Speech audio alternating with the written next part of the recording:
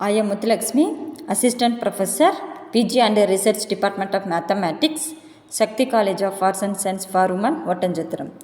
Today, we discuss about fundamental theorem of algebra and some mathematicians authors.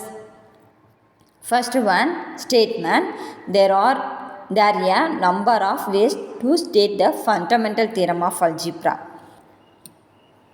First one, every polynomial with complex coefficients has a complex root. Second one, every polynomial of degree n with complex coefficient has n complex root counting multiplicity. Third one, every polynomial of degree n with complex coefficients can be written as a product of linear terms using complex roots. Fourth one, the complex field is algebraically closed. Historically, finding the root of a polynomial has been the motivations for both classical and modern algebra. Next one, the Babylonians.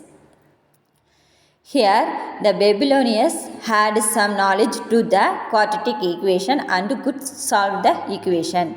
X squared plus 2 divided by 3 into x equal to 35 divided by 60. And we will use the quadratic equation ax squared plus bx plus c equal to 0, which implies x equal to minus b plus or minus square root of b squared minus 4ac divided by 2a. Next, completing the square. Consider the monic polynomial. X squared plus qx is a monic polynomial, and algebraically complete the square requires us to add q squared divided by 4. In which case, we notice that x squared plus qx divided by 4 equal to x plus q divided by 2 the whole square. This has a geometric interpretation as x squared plus qx equal to x squared plus 2 of q divided by 2 into x. X squared plus 2 of q divided by 2 of x plus q divided by 2 the whole square equal to x plus q divided by 2 the whole square. Next, quadratic equation derivation. The quadratic equation is now easily derived by completing the square. You might see this in a high school algebra class. We have that each of the following equation is equivalence. First one, ax squared plus bx plus c equal to 0. Here ax squared plus bx equal to minus c. Next, take outside a of x squared plus b divided by a into x equal to minus c, and then write x squared plus b divided by a into x equal to minus c divided by a. Next, adding on both sides b squared divided by 4a squared. Then we write x squared plus b divided by a into x plus b squared divided by 4a squared equal to c minus c divided by a plus b square divided by 4a squared. Next, x plus b divided by 2a the whole square equal to minus c divided by a plus b square divided by 4a squared equal to 4b square divided by 4a squared minus c divided by a. And x plus b divided by 2a equal to plus or minus square root of b square divided by 4a square minus c divided by a. Here we taking square on both sides. Next, we get plus or minus square root of b square divided by 4a square minus 4ac divided by 4a squared. And finally, we get x equal to minus b plus or minus square root of b square minus 4ac divided by 2a. This is a quadratic equation. Next, algorithm and Fibonacci. The numeral symbols we are used to 0 to 9 are known as the Arabic numeral.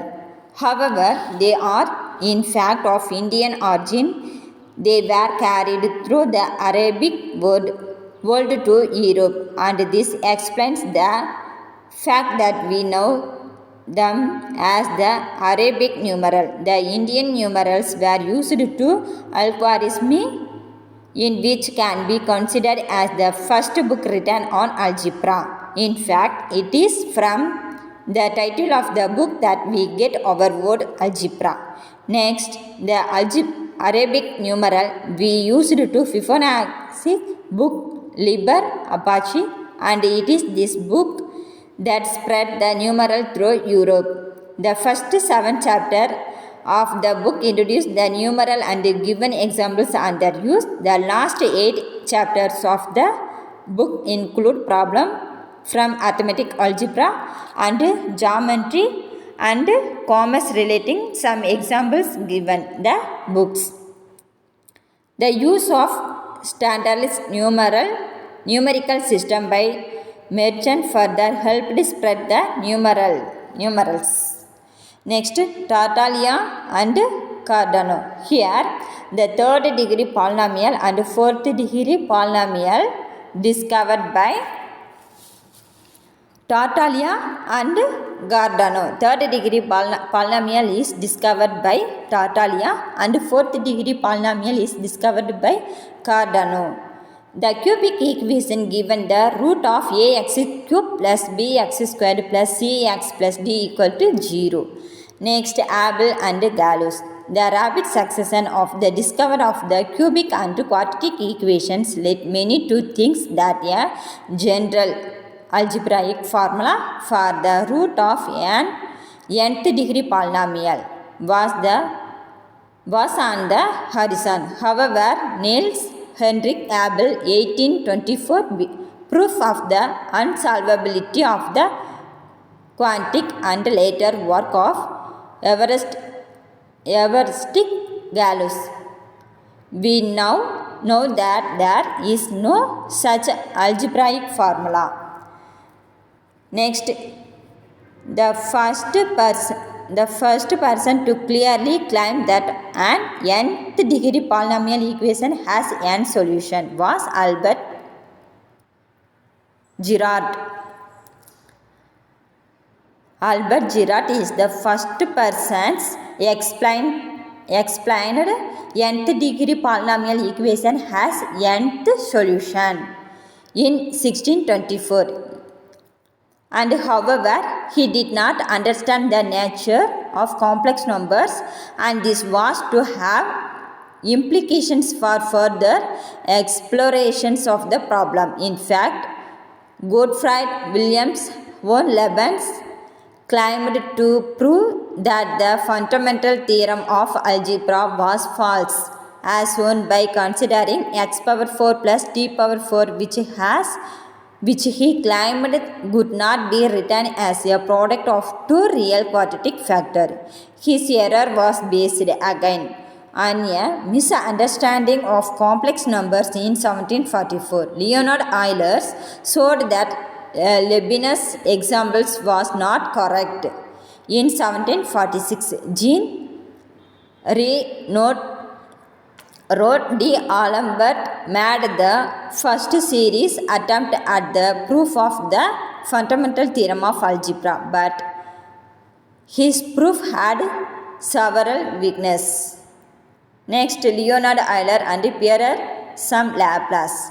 Leonhard Euler proved that every real polynomials of degree n, when n less than or equal to 6, has exactly n complex root. In 1749, Euler attempt a proof of a general nth degree polynomial, but